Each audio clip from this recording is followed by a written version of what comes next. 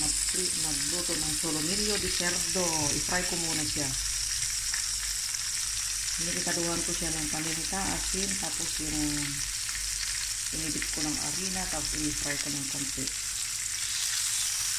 Tapos on the other side, sibuyas. Dalawang sibuyas ito. Ayan, nagkonting brown na yung sibuyas. Ilagay ko na tong sopas de cebolla. Pero powder siya. Lasunamot lang dahil ito. Ayan. Ayan na yung solomillo. Fry. Tapos, dalawang Coca-Cola. Yung original ang ilagay ko.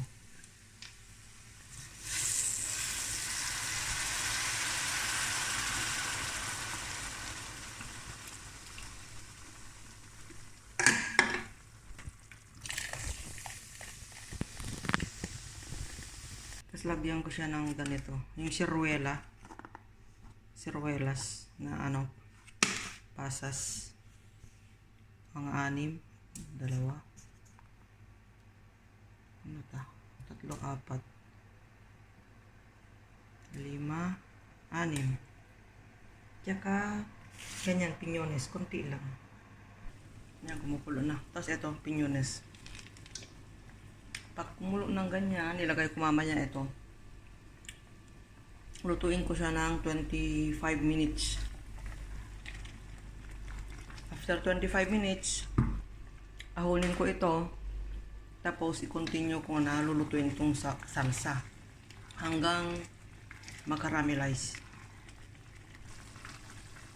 Ayan. 25 minutes. So, 7.5 minutes every side. Ayan. Lutuin ko ng 7 o 8 minutes every sides. Ganyan siya. 12 minutes. 12 minutes pa. 12.5 minutes. Kasi 25. 25 minutes lahat. So, 12.5 minutes mo. Ayan. Tapos ito ang pair niya. Gawin kong puree di patata. Lulutuin ko muna bago ko i-mash. Mashed potato. Yan ang pair ng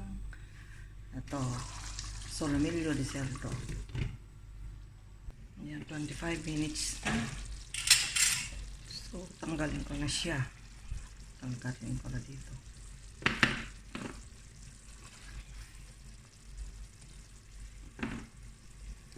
Ayan, luto na. I-slice ko lang ito mamaya ng maliliit. Manipis lang. Ito, continuous pa rin ang pagluluto ko dito. Hanggang concentrated na siya. Ayan na siya, nakat ko siya. Kinat ko ng ito ang gamit ko. Parang lagari. Maganda yung ganyan. Tapos, ito ang yan ang salsa. Tutuin ko pa hanggang maglapot ng maglapot. Ang sarap niya. Kaya lang, ang tagal lutuin. Yan lang guys. Taka ito na yung puree. Malapit na siyang maluto. I-mash ko to mamaya. Mashed potato ang pair niyan. Ayan.